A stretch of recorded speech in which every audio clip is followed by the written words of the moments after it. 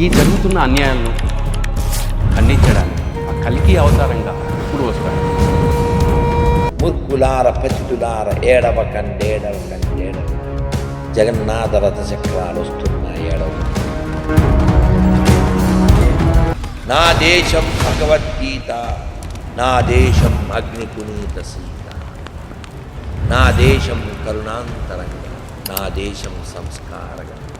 కాబట్టి బుద్ధిమంతుడు భవిష్యత్తు అంటే ఏమిటో అర్థం చేసుకుంటాడు. మేడలు కాదని, మిద్దెలు కాదని, వాహనాలు కాదని, బంగారం కాదని, ధనం కాదని, ఏది రాదని. తీర్థయాత్రల ఛానల్ ప్రేక్షకులకు నమస్కారం. మన దేశం హిందూ దేశం, మన ధర్మం సనాతన ధర్మం. హరిహరులు నడియాడిన నేల మనది. అలాంటి ఈ నేలపైన ఎన్నో గుళ్ళపైన, హిందువులపైన ఇతర మతస్థులు దాడులు చేస్తూనే ఉన్నారు. ఎన్నో రకాలుగా ఇబ్బందులకు గురి చేస్తూ ఉన్నారు. హిందువులందరి తరపున ఒకే ఒక్కడిగా మన హిందూ ధర్మం కోసం పోరాడుతూ మనందరికీ ఆదర్శంగా నిలుస్తున్న ప్రభుజీ రాధా మనోహర్ దాస్ ప్రభుజీ గారు ఈరోజు మనతో తీర్థయాత్రల ఛానల్తో ఉన్నారు. గురువుగారి మాటల్లో హిందూ ధర్మం గురించి, ఆ భగవంతులను కొలిచే విధానం గురించి తెలుసుకుందాం. హరే కృష్ణ గురువుగారు. హరే కృష్ణ నాన్న. శ్రీనివాస గోవింద. గురువుగారు, మాసాలలోకెల్లా ఆ మహావిష్ణువుకు ఎంతో ప్రీతిపాత్రమైన మాసం మార్గశీర్ష మాసం. ఇందులోనే ఈ ధనుర్మాసం రావడం, ఆ గోదాదేవిని భక్తితో భక్తులు పూజించుకోవడం, ఒక భగవంతుణ్ణి ఆరాధించడానికి ఆ భక్తురాలిగా భూదేవియే మనకు గోదాదేవిగా అవతరించిందని కూడా శాస్త్రాలు చెబుతూ ఉన్నాయి. ఆ మహావిష్ణువుని, ఆ పాండురంగాన్ని ఈ ధనుర్మాసంలో ఎలా పూజించాలి? మా తీర్థయాత్రల ఛానల్ ప్రేక్షకులకు వివరించండి.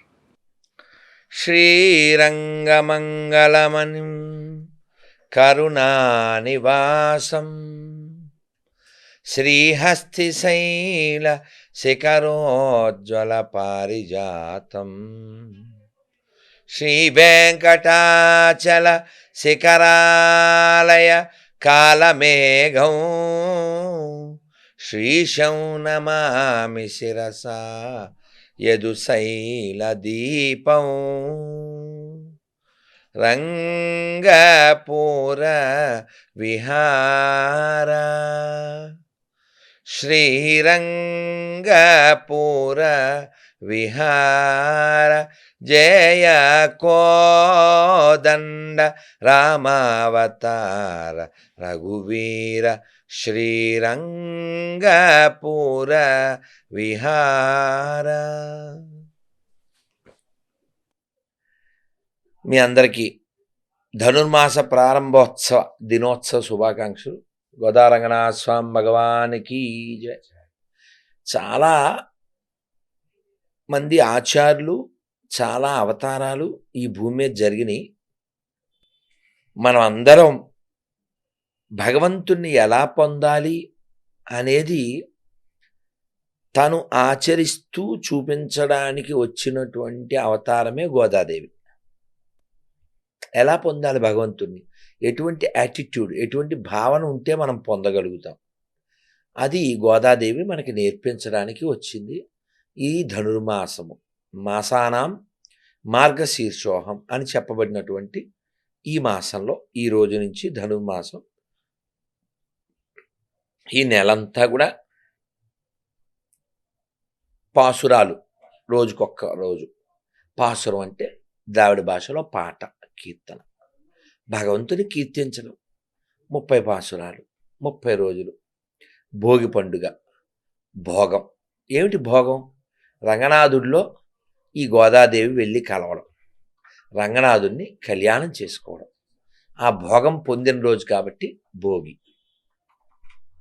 భోగీంద్రశాయినం అని అద్భుతమైనటువంటి కీర్తన మన ఎంఎస్ సుబ్బలక్ష్మి గారు కూడా ఆలపించారు.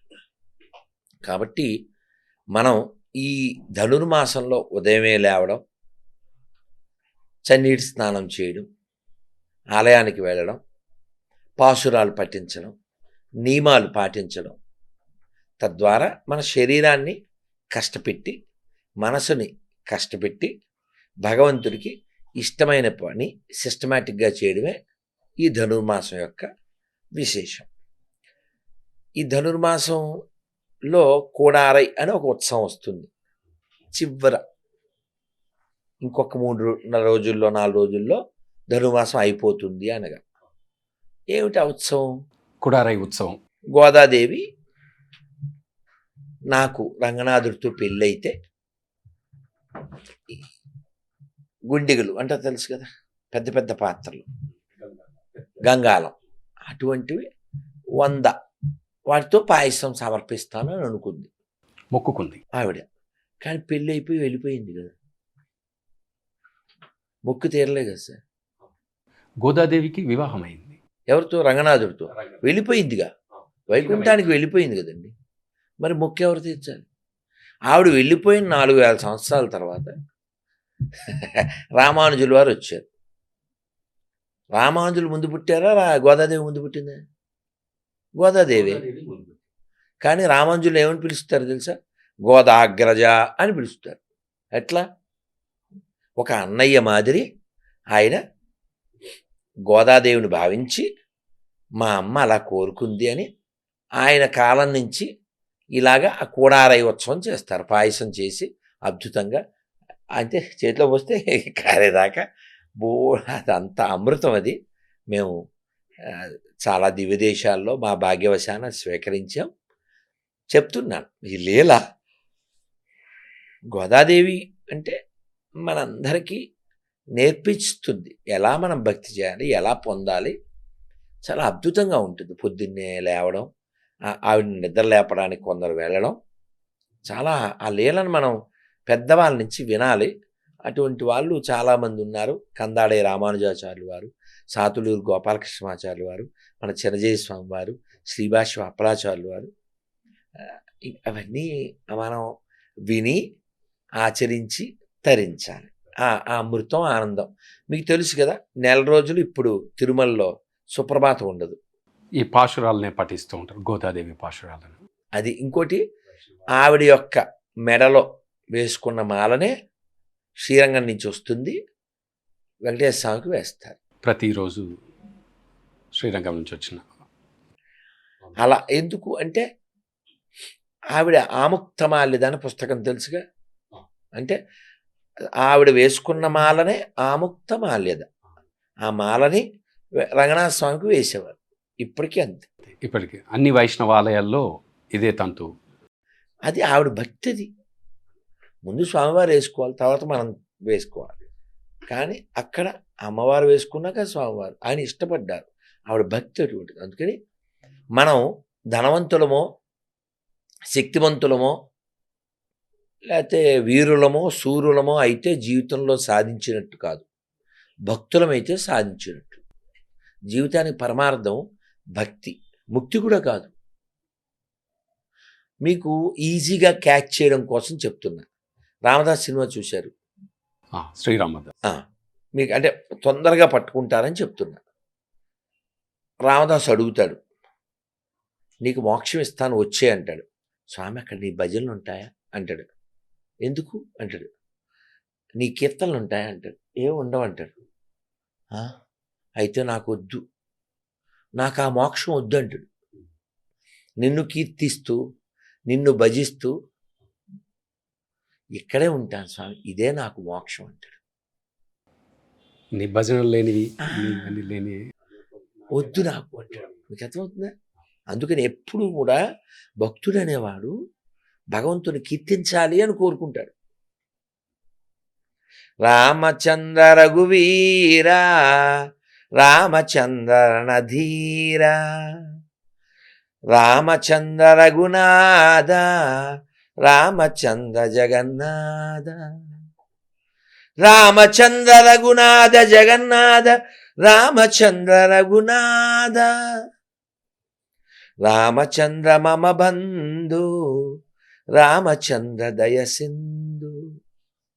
చాలా చక్కగా ఇచ్చారు గురుగారు. హిందూ ధర్మం పైన, ఈ గుళ్ళ పైన ఎన్నో దాడులు జరుగుతూ ఉన్నాయి. ఇలాంటి వాళ్ళు సాధువులు ఎంతోమంది కూడా కృషి చేస్తూ ఉన్నారు. దుష్ట శిక్షణ శిష్ట రక్షణకై ఆ మహావిష్ణువు అవతారాలు వెతుతూ ఉంటాడు. ఈ జరుగుతున్న అన్యాయాలను ఖండించడానికి ఆ కల్కి అవతారంగా ఎప్పుడు వస్తాడు? ఈ దాడులు చేస్తున్న అందరికి కూడా ఎలాంటి శిక్షలు ఉంటాయి గురుగారు? ఎప్పుడైనా శరీరంలో బలం ఉన్నంత కాలం మనిషి జ్ఞానం లేకపోతే అది శాశ్వతం అని భ్రమిస్తూ పరిభ్రమిస్తూ భ్రమిస్తూ పరిభ్రమిస్తూ భ్రమించడం అంటే లేదు కానీ ఉందనుకుంటాడు. భ్రమయ్య అని తెలుసు అనే పాట కూడా ఉందిగా. అంటే లేనిదాన్ని ఉందని భావిస్తూ ఉంటాడు, అది భ్రమ. పరిభ్రమ అంటే తిరుగుతూ ఉంటాడు. ఎప్పటిదాకా? ఓపిక ఉన్నంత. కానీ తెలివైన వాడు ఆ ఓపికను దేనికి ఖర్చు పెడతాడు? ఓపికతో గోపికలా మారడానికి ఖర్చు పెడతాడు. రేపిక రాదు అనే విషయం గుర్తుపెట్టుకుంటాడు. ఎవరికి తెలుసు? రాత్రి పడుకుంటాం, పొద్దున్న లేస్తామా? గ్యారంటీ లేదు కదా గురుగారు. కాబట్టి బుద్ధిమంతుడు భవిష్యత్తు అంటే ఏమిటో అర్థం చేసుకుంటాడు. మేడలు కాదని, మిద్దెలు కాదని, వాహనాలు కాదని, బంగారం కాదని, ధనం కాదని, ఏది రాదని, వెంట ఏది రాదని. ఇదంతా జరగాలంటే జ్ఞానము వైరాగ్యం కావాలి. 6 అడుగులు మనిషి, పోనీ 7 అడుగులు మనిషి, 3000 ఎకరాలు ఎందుకు సార్? ఎందుకు సార్? లో క్లాస్ ఫెలోసే కదా అంత అంత కావాలనుకుంటాడు. లోకంలో చాలామందికి నీడ లేదు, వీడేమో 3000 ఎకరాలు ఎందుకండి వీడికి? భ్రమ భ్రమ. ఇన్ని తీర్థయాత్రలు చేస్తూ ఎంతో మందిని మీరు హిందువులను అందరినీ కూడా సమైక్యం చేస్తూ ఉన్నారు కదా. ఇవన్నీ చేస్తున్నప్పుడు మీకు అనిపించిన అనుభూతి ఎలా ఉంటుంది? ఇంతమందిని ఒకే కాడ కూటగట్టడం, ఇవన్నీ జరుగుతూ ఉన్నప్పుడు. ఈ నేల చాలా గొప్పది, ఈ దేశం చాలా గొప్పది, ఈ ధర్మం చాలా గొప్పది. ఈ గొప్పతనానికి కారణం ఈ దేశంలో పుట్టిన మహాత్ములు, మహర్షులు, యోధులు, యోగులు, వీరులు, మన గ్రంథాలు, రామాయణం, భాగవతం, భగవద్గీత. ఇంత గొప్ప ధర్మాన్ని, ఇంత గొప్ప దేశాన్ని, దాని విలువను గ్రహించక మతం మారి గతం మరిచి స్వధర్మాన్ని అవహేళన చేస్తున్నటువంటి మూర్ఖులార, శ్రీశ్రీ చెప్తారే, మూర్ఖులార పతితులార ఏడవకండి, జగన్నాథ రథ చక్రాలు వస్తున్నాయి ఏడవకండి అంటాడు. ఆ జగన్నాథుని తెలుసుకోకుండా ఈ జగత్తులోకి వచ్చి మత్తులో పడి చిత్తుగా వారి జీవితాన్ని తుత్తునీలు చేసుకుంటున్నటువంటి ఈ మూర్ఖులు బాగుపడాలి అని బాధపడతారు, వారు బాగుండాలి అని కోరుకుంటారు. ఎందుకంటే నా అనుభూతి, అయ్యో ఇప్పుడు భద్రాచలం వెళ్ళాం అనుకోండి, ఆ గోపురాలు చూడగానే ఏం గుర్తొస్తుంది నాకు తెలుసా మీకు? అదిగో భద్రాద్రి గౌతమి ఇదిగో చూడండి, అదిగో భద్రాద్రి గౌతమి ఇదిగో చూడండి, అది గుర్తొస్తుంది. మరి అదే వెంకటేశ్వరం చూస్తే ఏం గుర్తొస్తుంది? అదే చూడరే మోహన రూపం, 10 కోట్లు గల భావజ రూపం, అదే చూడరే మోహన రూపం. నేను పొందిన ఈ ఆనందం, ఈ అనుభూతి, అయ్యో ఈ మూర్ఖులు పొందలేకపోతున్నారే, రక్త పిశాచులు అయిపోతున్నారే. వాడెవడో రక్తం తాగుతాను అంటాడు, వాడెవడో రక్తం కాల్చాను అంటాడు. 2 రక్త పార్టీలే కదా. అమృతం తాగాలి, తీర్థం తాగాలి, పానకం తాగాలి, కోడారాయి ఉత్సవంలో పాయసం తాగాలి. రక్తం తాగడం ఏంటంటే పిశాచాలు. అందుకని ఈ పిశాచ మతంలో నశించుగాక, అంతే. తిరుమల తిరుపతి దేవస్థానం కొండగట్టు ఆంజనేయ స్వామి వారికి నిధులు కేటాయించి అక్కడ భక్తులకు వసతి గృహాలు నిర్మించాలని చెప్పి కూడా తలపెట్టింది. ఇంకా తిరుమల తిరుపతి దేవస్థానం ఇలాంటి కార్యక్రమాలు ఎన్నో చేయాలని కూడా భక్తులు అనుకుంటూ ఉన్నారు. చేయగలదు కూడా, చెయ్యాలి కూడా. They can, they should. ఉంది, సొమ్ముంది. ఆ సొమ్మంతా హిందువులదే. హిందూ దేవాలయాలు ఖర్చు పెట్టి తీరాలి. చైర్మన్ గారికి చెప్పాం, చాలా విషయాల్లో వారు ఆలోచనతో కూడా ఉన్నారు. మేము ఆస్ట్రేలియా వెళ్ళి వచ్చాం, అక్కడ టెంపుల్ కడతాను, కట్టడానికి స్థలం ఇస్తారా అంటే ఇస్తా అన్నారు. చైర్మన్ గారిని, ఆస్ట్రేలియా వాళ్ళని కూడా కల్పించాను. అవును. So they are going to అలా చాలా చేయాలి. మన దేశంలో చాలా దేవాలయాల్లో ఎక్కడెక్కడ అసౌకర్యాలను వాటి విషయంలో తిరుమల తిరుపతి దేవస్థానం బాధ్యత తీసుకుంటే చాలా మంచిది. It's good. కొన్ని కార్యక్రమాలు అంటే ఇంతకుముందు వాళ్ళు కళ్యాణోత్సవం ప్రాజెక్టులు పెట్టేవారు జిల్లాల వారీగా. శుభప్రదం అనే కార్యక్రమం కూడా నిర్వహించేవారు. అంటే మన గుడి మన గుడి లాంటి కార్యక్రమాలు మళ్ళీ ప్రారంభించాలి. మంచి చెయ్యాలి మంచిది చెయ్యాలి, వాళ్ళ బాధ్యత కూడా. చైర్మన్తో కలిసినప్పుడు మీరు ఇలాంటి చాలా చెప్పాం. మళ్ళీ కలిస్తే చెప్తూ ఉంటాం, చేయాలనే కోరుకుంటాం. ఇంకా చాలా ఆలోచనలు ఉన్నాయి. ఒక ఆలోచన మీ ద్వారా చైర్మన్ గారికి చేరితే మంచిదే, టీటీడీలో ఇంకెవరికైనా చేరితే, ఏపీ గవర్నమెంట్కి చేరితే మంచిదే. ఏమిటంటే తిరుమల తిరుపతి దేవస్థానం ఆధ్వర్యంలో కొన్ని వందల కళ్యాణ మండపాలు ఉన్నాయి. అవి రోజు వాడరు. ఈ మధ్యలో ప్రైవేటుకు వాళ్ళకి ఇచ్చారు చాలా చోట్ల. వాటిని వారానికి ఒక రోజును సత్సంగ కేంద్రాలుగా చేస్తే అకేషన్స్ లేనప్పుడల్లా ఆ లొకేషన్లో వీళ్ళు మంచి కార్యక్రమాలు చేస్తే బాగుంటుంది. సత్సంగం చేసి హిందువుల్ని ఐక్యపరచడానికి, హిందువుల్ని జాగృతం చేయడానికి. మనకి డబ్బులున్నాయి, దేవాలయాలు ఉన్నాయి, కళ్యాణ మండపాలు ఉన్నాయి, మఠాలు ఉన్నాయి, ఆశ్రమాలు ఉన్నాయి. కానీ ఈ జ్ఞానం అందరికీ అందించాలి అనే తపన ఉన్నోళ్ళు లేరు. ఏదో పనికిమాలిన పుస్తకం తెచ్చి పల్లెల్లోకి వెళ్ళి మా వాడిని నమ్ము, వాడు వచ్చను, వాడు సచ్చను, వాడు కాచను, నమ్మకపోతే నువ్వు నరకానికి వెళ్ళిపోతావు. ఇలాంటి అక్కర్లేని దరిద్రం పల్లెల్లోకి వెళ్ళింది. అంతేగాని అరే గోవింద నామాన్ని పట్టుకుని అన్నమయ్య మోక్షాన్ని పొందాడు, ఈ మార్గంలో మీరు నడవండి, రాముణ్ణి పట్టుకుని పోతన మోక్షం పొందాడు, భాగవతం చదివి మీరు ఇలా మోక్షం పొందండి, రామదాసు కీర్తనలు చేసి మోక్షాన్ని పొందాడు. ఇది నేర్పించాలి. నేర్పించవలసిన బాధ్యత కలిగినటువంటి వాళ్ళు నేర్పించలేదు, ఇంకా బుద్ధి రాలేదు. అక్కర్లేంది వాడు నేర్పిస్తున్నారు. ఆడెవడో పుట్టడం ఏంటి, వాడిని ఎవడో కొట్టడం ఏంటి, వాడు సావడం ఏంటి, వాడి వలన లోకానికి ఉపకారం ఏంటి సార్? ఏందో దేశాన్ని ప్రపంచాన్ని చీల్చడానికి ఒక కుట్రలో భాగంగా వాళ్ళు పనిచేస్తుంటే మన వాళ్ళు దానికోసం ఇప్పుడు ఒక తెలుగువాడు ఇంకో తెలుగువాడు బంధువులేగా, ఓ భారతీయుడు బంధువేగా. ఇంకొంచెం పైకి వెళ్దాం, ఒక మనిషి బంధువేగా. మరి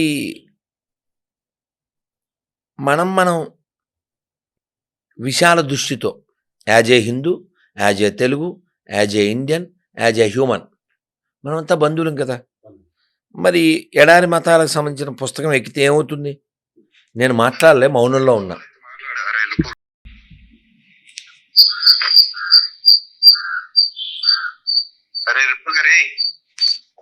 అసలు నేను మాట్లాడలేదు, జస్ట్ మౌనంలో ఉన్నాను. అసలు నాకు పరిచయం లేనివాడు వాడు అలా మాట్లాడడానికి కారణం ఏంటి? వాడికి బైబిల్ ఎక్కింది, వాడి తెలుగువాడే, కనీసం వాడి పేరు కూడా చెప్పట్లే. ఎందుకు పేరు చెప్పట్లే? భయం. ఇప్పుడు వాడు నా సాటి తెలుగువాడు కదా. నమస్తే అండి. సార్ మీరు ఇందాక ప్రయాణంలో ఉన్నట్టున్నారు సార్. మీ పేరు సార్? నా పేరు రాధా మనోహర్. Okay sir. మీ ఊరు సార్? ఎందుకు అండి? అంటే మీరు ఎక్కడి నుంచో తెలియదు కదా సార్. తెలిస్తే ఏం చేస్తారు? అరే మీరు ఫోన్ చేశారు, ఏ ఊరు అని తెలుసుకోవడానికి సార్. నేను ఫోన్ చేశాను. మీది ఏ ఊరు సార్? మా ఊరే సార్. అది మా ఊరే. ఆవిడ నా లొకేషన్ పెట్టినా మీకు? ఏం చేయనొచ్చు అంటే మీరు ఎక్కడో చెప్పుకోలేకపోతున్నారు కాబట్టి మీరు మీ లొకేషన్ పెట్టండి. మీ నాన్నగారి పేరు సార్? మా నాన్నగారు. మీది ఎందుకు? మా నాన్నగారి పేరు సత్యనారాయణ సార్. మీ నాన్నగారి పేరు?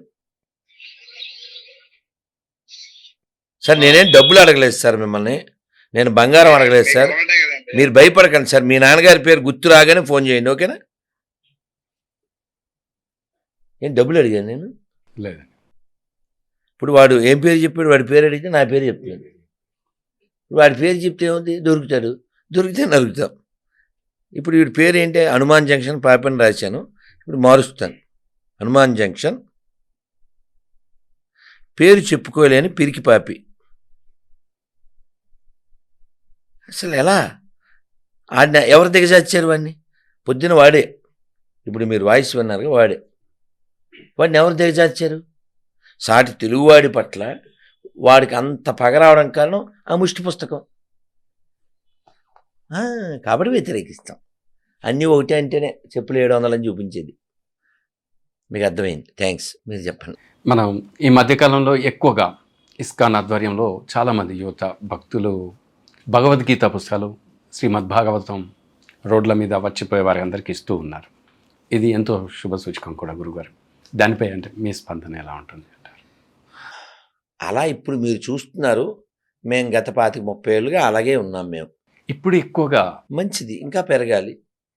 పరిసర ప్రాంతాల్లో ఎక్కడ చూసినా చాలామంది అంటే యువత, ఎక్కడ చూసినా యువతనే కనబడుతుంది. కావాలి. మేము ఇప్పుడు 25 ఏళ్ల క్రితం మేము యాజ్ యంగ్ 22 years ఓల్డ్ ఉన్నప్పటి నుంచి మేము అలాగా భగవద్గీత ప్రచారం చేస్తూనే ఉన్నాం. తిరుపతిలో, తిరుమలలో, చాలా ఊళ్ళల్లో అలా భగవద్గీత చదవండి. అంతెందుకు, నేను ఈ మార్గంలో రావడానికి కారణం ప్రభుపాదుల వారి పుస్తకం. ఆ పుస్తకం పేరు ఆత్మ సాక్షాత్కార శాస్త్రం, the science of self realisation. లేకపోతే నేను కూడా మీలాగే ఉండేవాడిని, ప్యాంట్లో షర్ట్లో ఎడదాకా జుట్టుండి. గురుగారు కాబట్టి మంచిది కదా. చాలా మంచిది. భగవద్గీత ఈ దేశంలో పుట్టింది, రామాయణం ఈ దేశంలో పుట్టింది, నువ్వు కూడా ఈ దేశంలో పుట్టావు, తెలుసుకో. అంటే అలా ఆ భగవద్గీతను భాగవతాన్ని అమ్ముతున్న వారి మీద విమర్శలు చేసేవారు కూడా ఇతర మతస్థులు ఉంటారు కదా, వారికి మీ తరపు నుంచి ఒక మాట చెప్పేశాం. మనం ఆల్రెడీ సమాధానం చెప్పాం, అనేది చెప్దాం.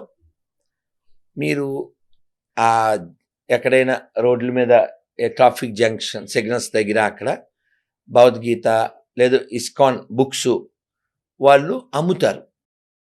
మీకు అదవుతుందా? ఈ కామెంట్ చేసేవాళ్ళు అడుక్కుంటారు, అది తేడా. సో వాళ్ళు బెగ్గరు, ఈ ఇతర మతస్థుడు బెగ్గరు. వీడు అడుక్కుంటాడు వీడి మతంలో చేరమని, చేరకపోతే నువ్వు నరకానికి వెళ్తామని. ఇప్పుడు నేను ఇలా ఇంటర్వ్యూలు ఇస్తుంటాను కదా, ఈ కెమెరామెన్ ఇప్పుడు ఉన్నోళ్ళు గొర్రెలు కాదు కానీ చాలాసార్లు ఈ గొర్రెలు కూడా కెమెరామెన్లుగా వస్తుంటాయి. మాకెప్పుడు తెలుస్తుందంటారంటే, లాస్ట్లో ఎప్పుడు నా ప్రసాదం పెట్టామనుకో ఆడు మెడికల్ తిరుగుతుంటాడు. మరి ఎక్కడ వాళ్ళకి పుట్టారా? మొన్న ఎక్కడికి వెళ్ళాను నేను, నాకేదో సెక్యూరిటీ కోసం కాలేజీ పిల్లలు వచ్చారు. వస్తే అందులో బొట్టు పెట్టుకోలేదు. నన్ను బొట్టు పెట్టుకోండిరా అన్న. మన్నాడు అందరూ పెట్టుకున్నారు, ఓ పిల్లోడు పెట్టుకోలేదు. ఏరా బొట్టు పెట్టుకోలేదన్న అంటే పక్కనోడిని, వాళ్ళు క్రిస్టియన్ అండి అన్నాడు. ఏడిసావు. ఏం పేరు నీ పేరు అన్న? హానోక్. మీ నాన్న పేరేంటి? శ్రీనివాస్. శ్రీనివాస్ కూడా క్రిస్టియన్ ఎలా అవుతాడు? ఈ నాట్ ఎట్ ఆల్ గొర్రె, బుర్రపాడైంది అంతే. వాడు బుర్రపాడైపోయింది అంతే. ఇప్పుడు ఏం పేరు నీ పేరు? బాలకిషను మనకి ఫోన్లో మాట్లాడేటప్పుడు కనబడకుండా ఎంత హైటు అని అడిగితే మనతో ఏం చెప్పాడంటే 7 అని చెప్పాడు. నిజం కాదుగా, పచ్చాబద్ధం. అలాగే వాడు క్రిస్టియన్, పచ్చాబద్ధం. ఇతను 7 అనేది ఎంత అబద్ధమో వాడు 7కి సంబంధించినవాడు, పచ్చాబద్ధం. అట్లా అంతే. కృష్ణావతారం, రామావతారం ఈ రెండు తీసుకుంటే, రామావతారం గురించి ఆయన యొక్క పరిపాలించిన రాజుగా కానివ్వండి, నియమనిష్టలు కానివ్వండి, అంటే ఆ రామావతారం గురించి ఎక్కువగా చెప్పుకుంటూ ఉంటారు భక్తులు. అంటే దేన్ని ప్రామాణికం చేసుకోవాలి అంటే ఇప్పుడున్న భక్తులందరూ కూడా? చాలా సింపుల్, చాలా చాలా సులభం. రాముడిలా జీవించు, కృష్ణుడిలా ప్రవర్తించు, కృష్ణుడిలా ఆలోచించు. కృష్ణుడు తన నమ్మిన వాళ్ళ కోసం కొండనెత్తాడు. రాముడు తను రాజుగా ఉండి, అతను యాక్చువల్గా రాచరిక పాలన, ప్రజాస్వామ్యం కాదు. రాముడు రాజరికం ఆయన ఇష్టం కదా, కానీ రాముడు అలా ఆలోచించలేదు. ప్రజాస్వామ్యానికి బెస్ట్ ఎగ్జాంపుల్ ఎవరంటే రాముడు. ఎందుకంటే అడవిలో వదిలేసిన సీతాదేవిని, వాడు ఎవడో టంగ్ స్లిప్ అంతేనే కదా. కానీ రాముడికి ఈ not behave act like Janakiram, ఈ యాక్ట్ లైక్ రాజారాం. సీతాదేవి చాలా ఇష్టం, కానీ ప్రయారిటీ పబ్లిక్. అలా అనిపించుకోకూడదు. అలా అలా అలా అనకుండా ఉండడం కోసమే రావణాసురు వధ తర్వాత రాముడు చాలా కటువుగా ఏవో మాటలు, మనం కూడా పెయిన్ వస్తుంది. రాముడు సీతాదేవితో చాలా మాటలు మాట్లాడతాడు. లక్ష్మణుడికి కూడా బీపీ వచ్చేది. ఏంటి అన్న ఇలా మాట్లాడతాడు అసలు? సీతాదేవి ఏడుస్తుంది, ఇంకా లక్ష్మణ చితిపేర్చు అంటుంది. మాటలు భరించాలి. పెరుస్తాడు, అగ్నిలో దూకుతుంది ఆవిడ. కూతురిని తీసుకొచ్చినట్లుగానే అగ్నిదేవుడు తీసుకొచ్చి మళ్ళీ రాముడికి అప్పచెప్పేస్తాడు. అంటే రాముడు ఎందుకు అలా బిహేవ్ చేశారు అంత కటువుగా? మామూలుగా రావణాసుడు చచ్చిపోయాడు, అయిపోయింది, గొడవలేదు, బండి ఎక్కుని వచ్చేయచ్చు. రావణుడు ఎందుకు రాలే? ఎవరికి ఛాన్స్ ఇవ్వకూడదు కారుకూతలు వాగడానికి అని. నా దేశం భగవద్గీత, నా దేశం అగ్ని పునీత సీత, నా దేశం కరుణాంతరంగా, నా దేశం సంస్కారగంగా. అందుకు అయినా కూడా వాగేవాళ్ళు ఉంటారు. అందుకే నేను ఎప్పుడైనా, నేనేమిటి, పెద్దవాళ్ళు అందరూ చెప్తారు, రాముడికే 100 మార్కులు లేవు, కృష్ణుడికే 100 మార్కులు లేవు, నిన్నాడెవడో ఏదో అన్నాడు, ఈడెవడో ఏదో అన్నాడు అని కుంగిపోవడం ఎందుకు? కాబట్టి 100 మార్కులు ఎప్పటికీ రావు. ఆడితో వీడితో మంచోడు అనిపించుకోవడం కోసం నువ్వు ఎవరినే ముంచకు, నిజమే చెప్పు. మీ నాన్న పేరేంటే? అదే చెప్పాలి కదా. ఫ్యాషన్గా రాజేష్ అని చెప్పకూడదు, అది మోసం కదా. అందుకని సత్యం చెప్దాం. సత్యహరిశ్చంద్రుడు పుట్టిన నేలలో పుట్టాం, సత్యం కోసం ధర్మం కోసం జీవించిన రాముడు పుట్టిన నేలలో పుట్టాం. కాబట్టి మనం అందరం ఆ మార్గంలో నడవాలి. కృష్ణుడు తను దైవం అని పుట్టకముందు డిక్లేర్ చేసి వచ్చాడు. పుట్టకముందు రాముడో, స్వామి నువ్వు దేవదేవుడివి, నువ్వు మహావిష్ణువి అని బ్రహ్మదేవుడు అంటే, ఈయన ఐఎమ్ సన్ ఆఫ్ దశరథ అంటాడు. ఈయన ఒప్పుకోను కాక ఒప్పుకోడు. ఎందుకంటే ఈ కమ్ యాజ్ హ్యూమన్, నరావతారం. రాముడు దేవుడని ఎక్కడ చెప్పుకోడు, దేవుడే అయినా సరే. ఆయన మహావిష్ణువు ప్రార్థిస్తేనే కదండి కిందకు వచ్చాడు. మహావిష్ణువే కదా రాముడు, ఇంకా చెప్పుకోడు. అదే అవతార ప్రయోజనం ఏమిటి? నరవానరుల చేతిలో వాడు చావడు, అది చావాలి. నరవానరులు తప్ప ఎవరు రావణ్ణి చంపలేరు. కాబట్టి రాముడు నరుడుగానే భావిస్తూ నరుడుగానే ప్రవర్తిస్తూ ఉన్నాడు. కాబట్టి రాముడిని దేవుడు అనుకుంటే నువ్వేమీ నేర్చుకో.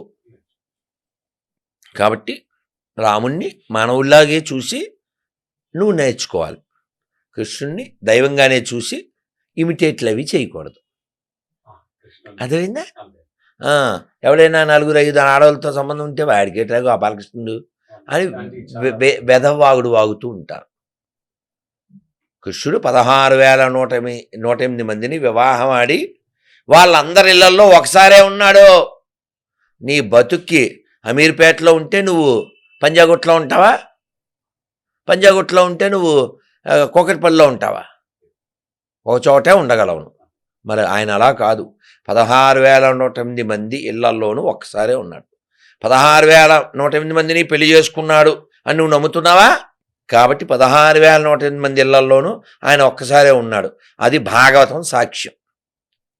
16,108 మంది మాత్రం పెళ్లి చేసుకోవడమే కాదు, ఆయన కొండను కూడా ఎత్తి తన వాళ్ళని రక్షించాడు. కాబట్టి కృష్ణ ఇస్ సుప్రీం. కాబట్టి యూ షుడ్ నాట్ ఇమిటేట్, అంతే. కృష్ణ వందే జగద్గురు. హరే కృష్ణ. ఈరోజు రాధా మనోహర్ దాస్ ప్రభుజీ ఎన్నో విషయాలపై మన భక్తులందరికీ కూడా వివరంగా అందించారు. మళ్ళీ కలుసుకుందాం. నమస్కారం.